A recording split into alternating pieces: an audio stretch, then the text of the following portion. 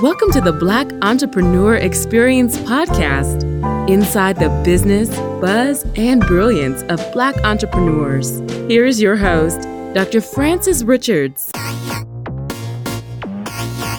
This is a bonus episode. Thank you for joining us for Black Entrepreneur Experience. This is where we shine the light on the most successful Black entrepreneurs in the world. I'm your host, Dr. Frances Richards, and today I am so humbly honored to have with us Demarra Gardner. She's the principal and lead consultant at Change Agent Consulting, and she is also a trainer and a coach. Welcome, Demarra. Thank you so much for having me, Dr. Richards. You know what? I have given our audience such a brief snippet of your bio. Why don't you fill in the gaps and tell us what you'd like us to know about you and your company? Absolutely. So I have had my practice for 10 years now, Change Agent Consulting. I serve as principal and lead consultant for the practice. And, my work is really about creating transformation for individuals as well as companies. And I see myself as multifaceted. I see myself really as a generalist to do that body of work. So I do strategy work, business planning, a lot of leadership development in the form of coaching, as well as formal training, evaluation, a lot around diversity, inclusion, and equity. I work with specialty populations like early childhood, like youth development. And everything for me has been about creating change in people's lives. And so I do that through a lot of ways. As you talked about being a certified coach, I'm also a licensed therapist. I've taken on a lot of certifications over the years, again, with the ultimate goal of creating transformation in people's lives. And I see that being able to manifest through a lot of different entry points. And so I feel really privileged to be able to do the work that I do. I have a consulting team of about 6 individuals that have niche specific expertise. And then we have our own programs as well. So I have a 3-month leadership development program that looks at leadership across 10 domains rooted in social entrepreneurship, that looked at what the most successful social entrepreneurs in the world embody. And then what I'm really excited about, and I know that we'll have some time to talk about this more thoroughly, is the launch of Black Women About Business, which is an 11-month virtual and retreat business support program created exclusively for Black women. Our value proposition is that 90% of all business supports will be provided by Black women in business, so that women will not only have what they need to be able to soar in business, but also in life. So really focusing on the individual, the Black female experience, which is really unique in a lot of ways. And I'm sure, Dr. Richards, you can appreciate that. So that's Absolutely. a little bit. You know what? Because, Demarra, you jumped right into it. Why don't you tell us about that? How did you come up with that, Black Women for Business? Tell us more about when that is taking place and how did you come up with that? Absolutely. So we launched on December 4th. I have been working with Black female entrepreneurs for many years in my practice. And what I knew early on is that there was a lot of things that I had to learn the hard way. And it felt often like I was on an island. And not because there weren't business supports out there that I could tap into, but there weren't really spaces that were created just for me. And I think the entrepreneurship journey in general is really challenging, and which is why a lot of people don't necessarily stay entrepreneurs. I've talked to a lot of people that said, oh, I've been there, done that, tried that, didn't work. So the fact that I've been doing it 10 years, and learned a lot on the journey, and wanted to walk away often, right? Because not feeling like I had support, but of course my passion, my purpose kept me rooted. And so because of the work that I had been doing with many Black women over the years, I started to feel compelled to do something. And it didn't necessarily start out with action. It started out with reflection, right? So this gnawing at me, and I couldn't stop thinking about many of these Black women that I had been encountering. And so in January, woke up in the middle of the night. It was about 2:00 in the morning. And it was so heavy on my heart to initially start something for women of color. So I got out of bed, started doing my market research, was online for probably 5 hours straight. And that process continued for about a month, rigorous research. And what I landed on was that there was no space out there whatsoever that was comprehensive in nature for Black women. I mean, there are people out there that have been supporting Black female entrepreneurs and doing their thing and doing really amazing work with women. But I hadn't seen a one-stop shop. So that's ultimately how Black Women About Business was born. I wanted to create a space that not only provided critical education for entrepreneurs that were looking to start their businesses, scale their businesses. I really wanted to create a safe haven for us so that we could talk about issues that were really unique to us as Black females and do the work we need to heal from some of the ideology that we've taken on as Black women, unfair to us and sometimes unbeknownst to us, that might interfere with what we're capable of doing in business and in life, essentially. So that was why I wanted to do Black Women About Business. And luckily, many women that I've encountered, they get it. And they feel like this is the space that is necessary. Like, it's about time that we had something really comprehensive that we can call our own. Demarra, talk to the person in the audience, because I'm listening to you and I'm saying, okay, Demarra's been in business for 10 years. She's surrounded around all of these entrepreneurs. Tell us about this launch. Who is it for? Who's the ideal client? Is there levels? Yeah. If I'm just trying to start out, I want to be just like you. Is that for me? Or if I'm a seasoned entrepreneur, is it for me? Talk to our audience and let them know exactly who this is for and how can they connect with you. And normally we will give them, for those that are listening on the replay, we will give this information at the end. But those that are on at the beginning, tell them how can they connect and find out if this is for them. Yeah. So, I mean, of course, individuals can go to our website, which is blackwomenaboutbiz.com. And there is comprehensive information on the site where we didn't overwhelm you with information, but definitely enough to help you make a decision about if this is the right space for you. I will tell you that for women who are just getting started, I think that basic track is probably right size for them, right? Like coming into the program, getting the education, having access to the open office hours, and then also taking advantage of this retreat, which we're going to offer as well, which is optional. And then for women who are a little bit more seasoned, who are really looking to up their ante related to their businesses, I think that advanced track is much more fitting for those women. They get accelerated support around the areas of mentorship coaching. They get access to these small group hustles for women who are interested in becoming authors, bloggers, public speakers, as well as consultants. But it's very customized support, and it's quite an investment at that advanced level. So I do think that women from all walks of life, no matter if they're starting their business, no matter if they have the desire to scale their business, I believe that Black Women About Business can offer something really essential, whether that be inspiration, critical business skills, access to systems, and free to low cost tools that everyone should know about, because why spend more money if you don't have to, right? So ultimately, and then the sense of community, one of the things that I didn't say is that an outcome that I'm really aspiring for is that Black women they leave this program saying that I am more connected to self and I'm more connected to my sisters.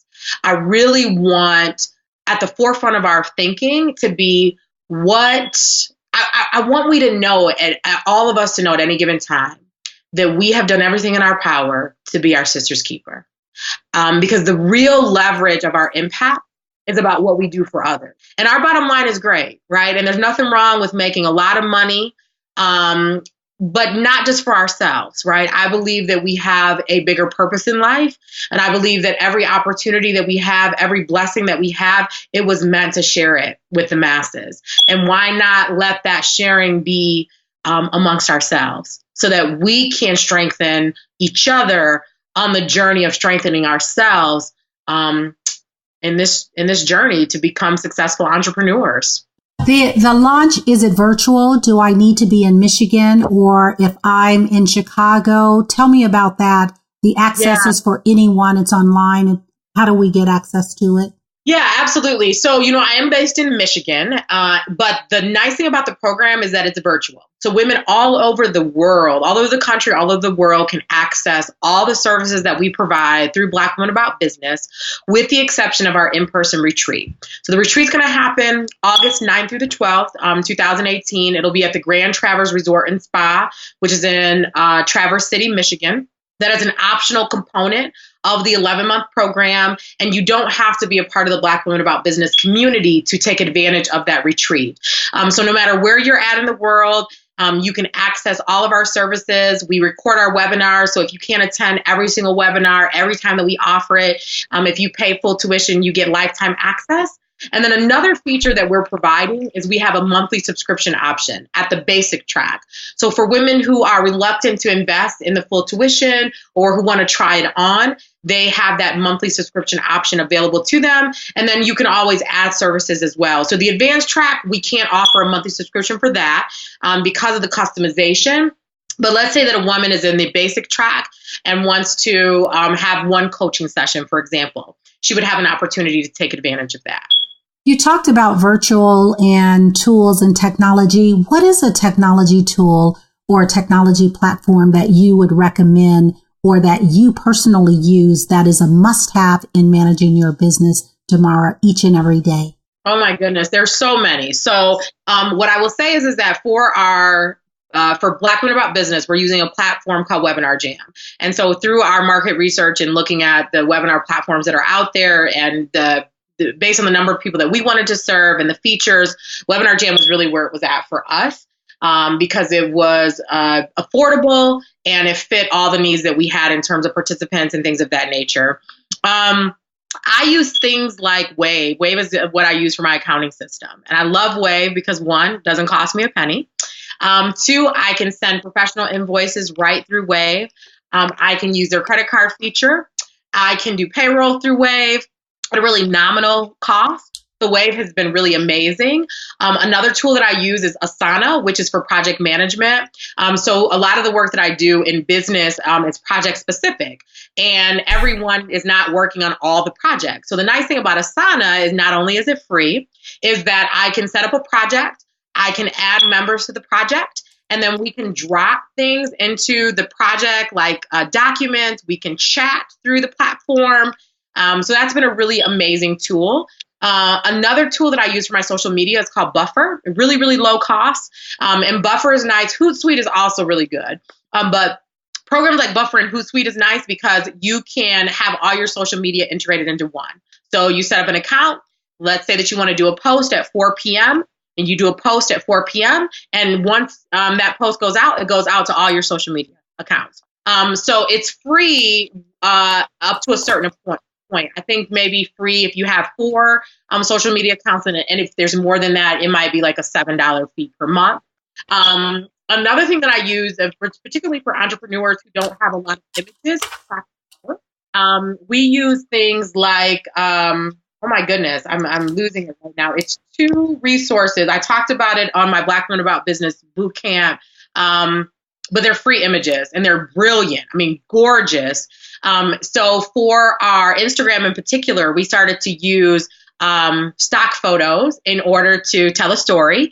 Because I think sometimes we think that if we don't have our own pictures to tell a story, we can't tell the story. I think that we can find images out there that really connect with our brand, and we can use those images to tell a story that we want to tell to our audience. So those are some of the main ways that I tap into systems and opportunities that are free to low cost that help me to keep things afloat as an entrepreneur. Demarra, what is a daily or weekly habit that you consistently do that has given you the greatest success? Yeah, so I really believe in being with self. I believe that it's important to create brain space, to have the emotional aptitude to be able to do the work that we need to do, and to discover the things that we need to discover, because there's always more to discover. So my meditative practices have really helped me tremendously. So I have an ongoing yoga practice. I meditate often, and with the fallacy is that we have to take all this time to meditate. I might take 3 to 5 minutes just to sit and think. I make sure that laughter is integrated into my life every single day because life is short and we should laugh as much as we can. I listen to a lot of music. I think that music is one of life's greatest gifts. I think that we can listen to music to motivate us, to inspire us, to energize us. Spending time with people that I care about. So making sure that every day I've got time for those social connections. I'm sure you can appreciate that, one of the greatest indicators of happiness has to do with our social connections. So making sure that I'm feeding my social connections so that I can be more whole and full and give what I need to my business. So those are some practices that I integrate every day into my world. And how do you keep your journey and keep yourself into that space of happiness? Yeah, I'm intentional, right? I mean, every day I choose to be happy. Every day I decide what my mindset is going to be. Every day I flip some of the negative ideas that may come to me, that small, still voice that might tell me I'm not good enough, I'm not smart enough, who do I think I am? So I flip those voices on their backs often to be my own best cheerleader. And then I make sure that I surround myself with people that in times when I falter, they are there to make sure that I remember what I was called to do, right? And so that's why our tribes are so important, to be amongst people who can make us better in times when we are not able to make ourselves better. Demarra, take us on that journey back 10 years ago. Every woman has a story. Every person has a story. Tell us your story. How did you end up here as this phenomenal, amazing African-American woman doing so many great things for our community? Tell us your story. Yeah, I love that question. If you had asked me 10 years ago, would I be here? I had no idea, no inclination. What I will tell you is that even before 10 years ago, I have always felt called to impact the lives of people. And that's not cliche. I mean, I remember being younger and really fighting for the underdog. And I don't even know if I like that word necessarily, right? Advocating for those who were not always treated well. And I believe that my life's work has been a part of that, whether we're talking about social justice, we're talking about issues of race, issues of gender equality, making sure that people have basic access to needs, right? All my work has been a part of that. And when I believe that everything that I've done has set me up to be where I'm at right now. In my leadership development work, I talk a lot about winding paths. And oftentimes for entrepreneurs, we do have winding paths. And we don't realize that an experience that we're having is setting us up for the next big thing. It's these building blocks, if you will. So I think about when I worked at a charter school, at my very first professional job, I was 17 years old working for a charter school as an assistant teacher. I had no idea that I was going to be called to start my own nonprofit later on that was related to youth development. At that time, I didn't feel education was a calling in my life. I think my major was business at that time, which of course fits in terms of entrepreneurship. But did that work, wrapped it up, and then I found myself engaged in education, right? And then fast forward a little bit, I ended up in the AmeriCorps program. I was doing case management work, financial management education, community development work, community organizing work, and did that work for about 5 years. And during that time, I became aware of the National Resource Center for Racial Healing, and I became so on fire for issues of diversity, inclusion, and equity. And then worked for them for a couple of years and started doing structural racism task force work. And I also started to think about, what would it be like for me to go on my own, right? I would work with consultants and was served on my management team. And, I started to think, I could do that. I could do strategy work. Like, I think I would really enjoy that work. So started doing research and got my very first gig in Portland, Oregon, of all places. And doors just started opening up for me. So I think, what I embody my story is a part of faith without works, right? Faith and really faith with works. I believe that I was called to do something greater always.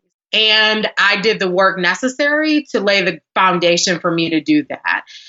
Even when I left my job at the National Resource Center, I gave a 9-week notice and I was not walking into anything. And a week before I left my job, I'd applied for graduate school at this time.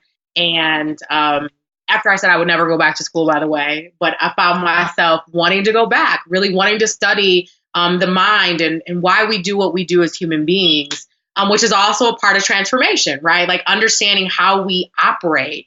And I started working on my nonprofit, and so many people said, it's not going to happen. Like, it's not going to happen. And doors were closing. And I still had this stillness, this peace, right? I had great peace that everything was going to fall in line the way that it needed to. And 3 days before I left, I was actually denied. I applied for a Thurgood Marshall Fellowship. I was put in a waiting list. Usually you never, like when you're put in a waiting list, like it's a wrap. You're not going to get in. 3 days before I left, I got a full Thurgood Marshall Fellowship for graduate school. And my nonprofit was funded to the fullest 3 days before I left my job. And so I believe that when we are steadfast, I believe that when we do work, I believe that when our mindset is right, I believe that when we tap into all this energy that God has provided to us to tap into, I believe that we can go to places that we never dreamed that we could go. And so if I was going to tell the story with leaving out all the details, that I think would be my story. Demarra, you talk about dreaming. What is something that you dream about often that you're yet to do? Yes. Oh, I love that question too. So I love the water. I feel most connected to myself when I'm near water, when I'm near nature. And I've been going to the beach since I was a little girl. And so a dream that I have is to own a beach house and to spend my summers there. And so I've started to investigate what that would entail. And that is definitely a dream, being close to water, hearing the waves at night, walking the water every day that I can. That's definitely a dream that I would love to see. That will absolutely manifest in my life. Absolutely. And you talked about, as a little girl, talk to a younger Demarra. What would you tell her? I would tell her that there's a big world out there, that she matters, that she was created to do really big things in this world, that she was created to people's lives, that she was created to do things that no one else has thought to do yet, or if they have thought to do it, it hasn't happened yet. I would tell her that this too shall pass. I would tell her to take good care of herself. I would tell her to invest in her well-being, to surround herself with people that were worthy of her time, her energy, her love. I would tell her to continue to invest in her own development. I would tell her to not make excuses. I would tell her to keep rising. And you know, Demarra, you talk with such empowerment, with such grace, with such confidence. Who's your top 2 influencers and what lessons do they teach you? Yeah. So, I have so many, but I would say my top 2 that come to mind the most would be Maya Angelou and actually my daughter. I have a 12-year-old daughter that has served as my greatest teacher. So I'll start with Maya. A lot of people don't know that Maya Angelou, about the trauma that she experienced in her life. And not necessarily they don't know about the trauma, but they don't know about the silence, the years that she was silent and this process that she went through during this 3-year period, reading all the books that she read. And so eventually and that was a part of her healing, right? Like the silence was a part of her healing. She finally opened her mouth. It was like, who is this kid? Right. And it was the start, like that trauma that she experienced was the beginning of the Maya Angelou that we knew. And she was so graceful, and she said things with such command, and you wanted to just hang on to every word. She was multifaceted. She was gracious. She had heart. She was a survivor, but she thrived. I mean, she lived in Ghana. She was like, she embodied so much of who I feel like I am and who I feel like I'm becoming. And I've read just about everything that she has written, and I adored her as a human being. And I feel like she was someone that we should all aspire to be. And then my daughter, she's 12. Her name is Zane. And she epitomizes empathy. She epitomizes understanding. She epitomizes she just has this quiet strength about her, and like this all-knowing, and she can make meaning of things that are really complicated, and she's been able to do that for a really long time. Her language art skills have always been through the roof. I remember when I carried her in my womb, I started reading to her, and I can't help but think that like those were the first seeds that were planted, and I continue to read to her. In fact, we're going through and purging, and I'm just going through all these books that she owns that she's grown out of. He really forces me, and when I say force, I don't mean it literally, to listen deeply, to make space for the things that matter most, to laugh, to wonder, to feel. She's extraordinary. I call her my little goddess. And I can't wait to see who she becomes, because world, watch out. World, watch out. That's beautiful. Is that your only child? She is my only child. Only child. And speaking of family, how do you balance family, business, life? Oh, gosh. I work really hard to make sure that the people I love know that they are cared for. And that in the midst of this work that I feel so blessed to be able to do, right? I don't really live to work. I mean, I work to live. And my work is such a part of my life. I wouldn't change it. I wouldn't change the grind that goes along with being an entrepreneur, the early mornings, the late nights, the weekends. I absolutely love it. And when you've got people in your life, you still have to make sure that they are cared for in the midst of your passions. So I vacation a lot. I've been fortunate to spend time on 6 continents. And in fact, in my background here, I've got this scratch off map, and there's a big world out there. So there's a lot more that I need to see. So my husband and I will go on vacations where it's just the two of us a couple times a year. We take a couple family trips every once a year or once or twice a year. We do dinner together. We actually eat at the dinner table often. We go out to dinner with each other, family gatherings. So, Thanksgiving, I'm actually going to be with my sister cooking with her. First time I've cooked the entire Thanksgiving dinner on my own in collaboration with my sister. So I'm looking forward to that. I host things at my home often for my family. I cuddle with my daughter and watch movies with her, and then with my work schedule, I will often, if I'm going to be gone one or two evenings, I make sure not to schedule anything else in the evening so that I can be fully present when I'm home, so that there is that balance. So I'm constantly creating balance. And of course, it doesn't mean that everything is in balance, right? It means that I'm consistently keeping it at the forefront of my mind, and I'm making adjustments as I go to make sure that the things that are most necessary in that moment is being addressed to. Whether that's my daughter because she's going through some changes, whether that's my husband because maybe he's having some challenges at work.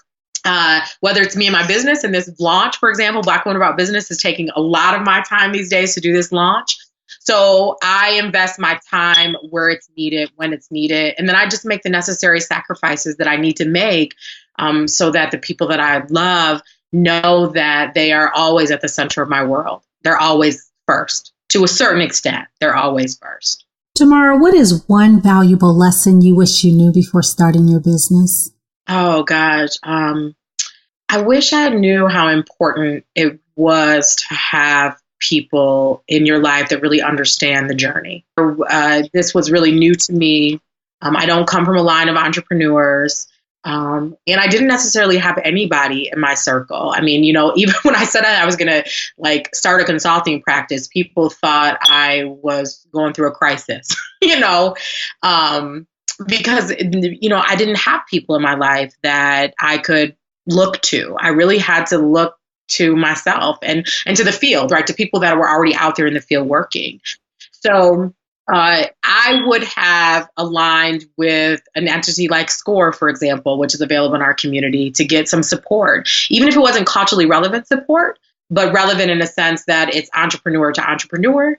That is one thing for sure that I would have done differently. What other recommendation would you suggest to a woman who's saying, I'm not coming from a bunch of entrepreneurs either. I don't have those individuals. And you mentioned SCORE. And so from my perspective, and we talked about this offline, but I had connected with SCORE for over the last 10 years. Now, for me personally, I have had greater success now with SCORE from online. They put the online version, but the years that I was trying to maneuver through, just like you were saying about the business, and I would go to SCORE, I found that everything that I said, I thought it was me, that maybe I wasn't communicating my vision properly. They shot down everything that I thought or conceived. And so and all I could see was a bunch of old Caucasian men. Yeah. And so it wasn't for me. And I'm not telling the audience not to go to SCORE. I'm saying for me, I use SCORE. And I'm trying to say, how do you find that tribe? So I really appreciate what you're saying, right? Because of your experience with them. And we definitely don't want to push people to go somewhere that's not culturally relevant, and that is not in alignment from based on all the things that you just shared. So I appreciate you illuminating that. And so if it's not a SCORE, right, because we want to promote culturally relevant practice that's really going to be self-serving for us, then I think that we have to find women that are more successful than us. Like, it's not necessarily just about finding entrepreneurs. I think finding, for example, a good colleague of mine that I did consulting for years, she's a CEO of a health center, and we're good friends now after working with her for about 3 to 4 years and her team. And this is a woman that has an MBA. She's also a licensed social worker. So she knows business through and through. And she's had immense success in her role as a CEO.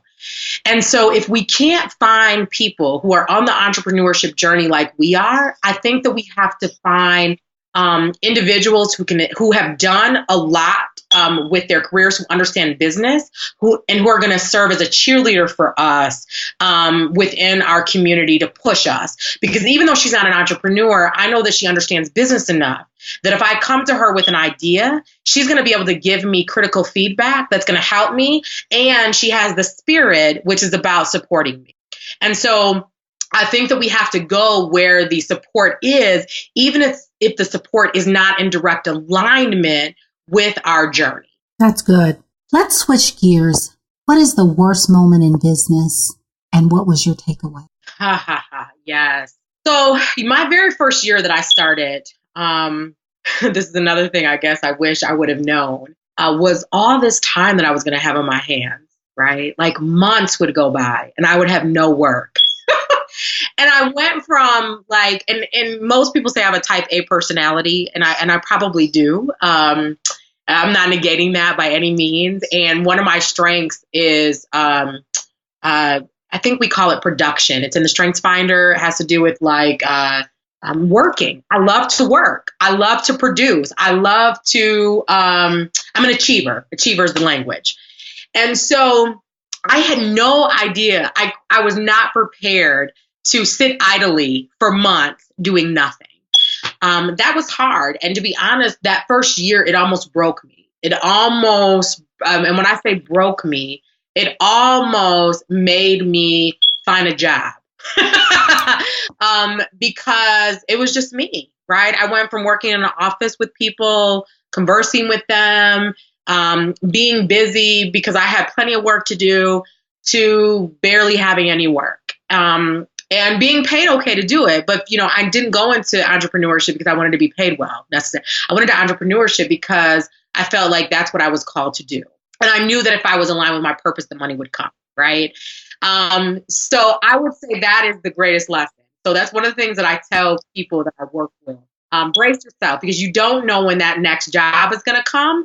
And so, filling your time with things like your own personal development and networking with people, setting coffee meetings. So we have to fill the space, because all of that is still work, right? It may not be work that we're being paid to do, but it's work to help to lay a better foundation for the things that are coming down the pipeline for us, right? So that's what I would say about that. What book would you recommend to our audience and why, Demarra? Oh my gosh, there's so many that I've read. I definitely think that anything that has to do with mindset is really important. So a recent book that I read, and I've recommended it to several people have read it, and they have shared that it has been transformative for them. E Squared by Pam Grout is a recent book I read. And E Squared is all about how we are energy sources and everything is energy, and that our mindset is energy. And we have an opportunity at any point in time to tap into the energy source to create what we want in this life. And there's 10 experiments that the book has you do so that you can try this on. You can build your muscle around tapping into these energy sources. And I will tell you, I have applied them and they work. And so for me, we're really talking about from a holistic standpoint, you think about the power of your mind and what we can produce from our thoughts. That book is amazing. And I don't think necessarily the ideas in the book are new ideas necessarily, but there's a way that Pam writes with comedy that makes you laugh along the way and really makes you want to try these on for yourself. And I had some amazing things happen as a result of putting these things into practice. Thank you for that. Demarra, you're an expert, trainer, coach, transformation, change agent.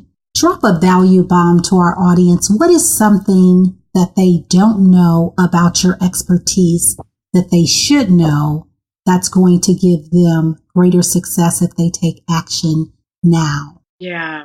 So one thing that I will say is that operating with authenticity.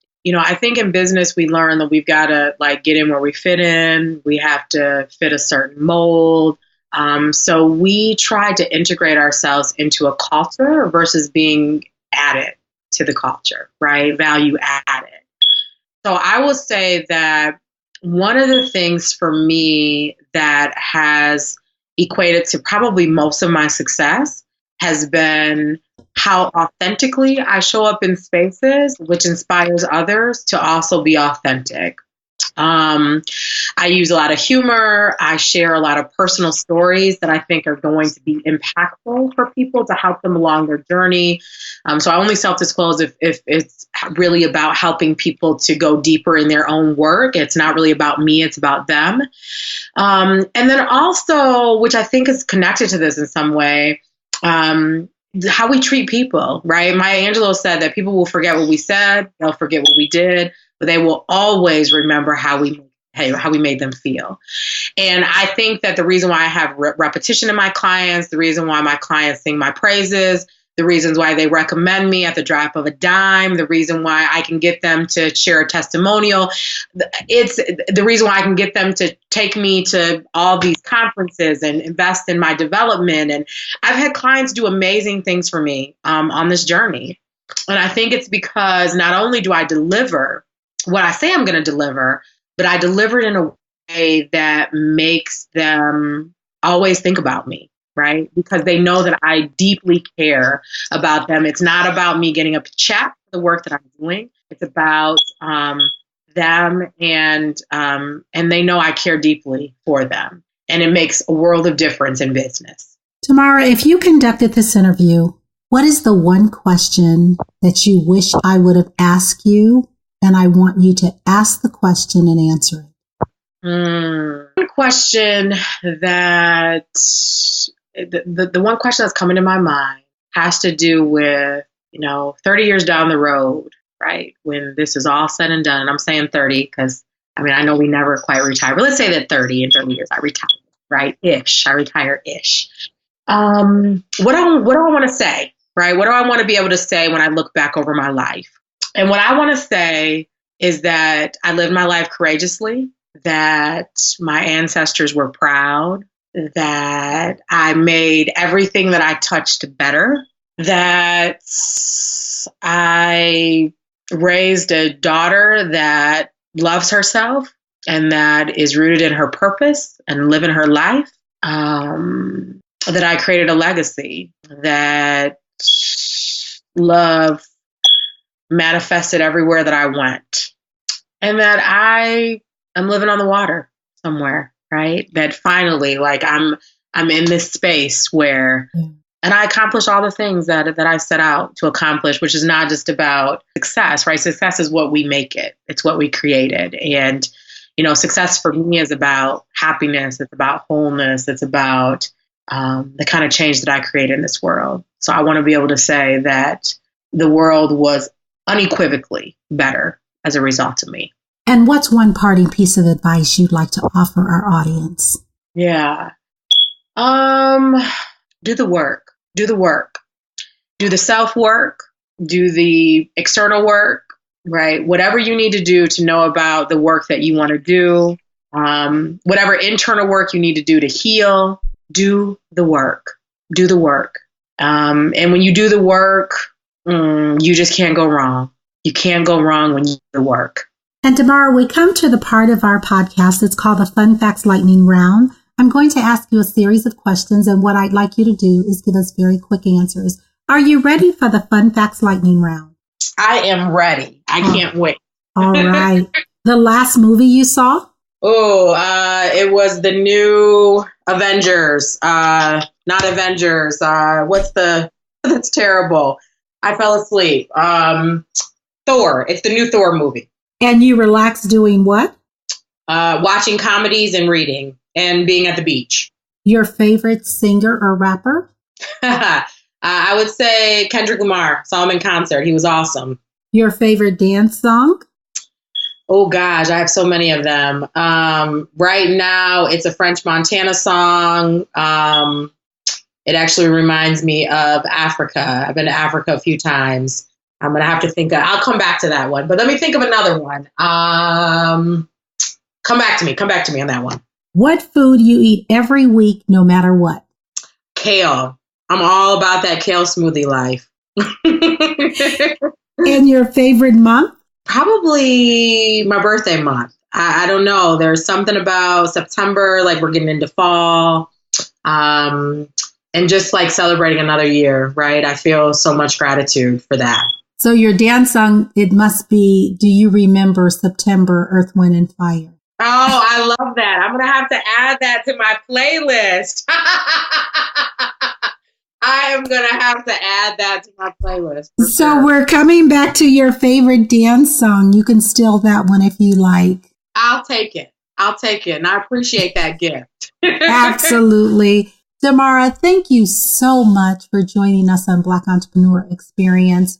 Before we conclude, share with our audience, how can they connect with you and support your business? Absolutely. So again, my practice is called Change Agent Consulting, and you can find us on the web. changeagentconsult.com is the practice website. Of course, Black Women About Business is a program of Change Agent Consult, but because it's it's kind of a business within itself, if you will, we have our own separate website for that, which is blackwomenaboutbiz.com.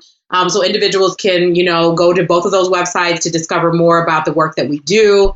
We're also on social media. So if individuals want to find me on LinkedIn, We're on Instagram, Twitter. So please go ahead and follow us. We would love to have you. I'd love to connect with you on LinkedIn. And I'd love to have you in any of the programs that we're offering, particularly if you're a Black female entrepreneur, thinking about, scaling your business, wanting to start a business. You will definitely get something essential from Black Women About Business. You're not going to find anything else out there on the market quite like it. So Dr. Richards, I just appreciate you, your time, your vision. I'm honored to be here with you. Honored to play a really small part in manifesting your vision. And I'm so excited to continue to work side by side with you. Absolutely. And on the Black Women About Business, is there a limit? Or is it like only a certain amount of women can enroll? So, we have target numbers in mind. Our goal was 150 women for the basic track and 50 women for the advanced track for this first year. Now, of course, if we end up with more women, the collaborators that are working with me to bring this to fruition have enough in their contracts to be able to provide some additional services. So if we end up with more women, we have the capacity to be able to support women within both of those tracks. Okay, ladies, so you heard it hot off of Black Entrepreneur Experience. You want to be the first one in that launch to get in, because we know that it is going to be a limit. They can't take everyone. So that's awesome. Yeah. All right, Demarra, thank you so much. That's a wrap for us, and we appreciate you and enjoy your holiday season. Thank you, Dr. Richards. You too. Thank you for listening and subscribing to Black Entrepreneur Experience. We would love for you to leave a review and rating on iTunes and share with your friends. For show notes and more episodes, go to www.beepodcast.com. Join us next Wednesday, and remember, green is the new black. So keep your bank accounts and your business in the black.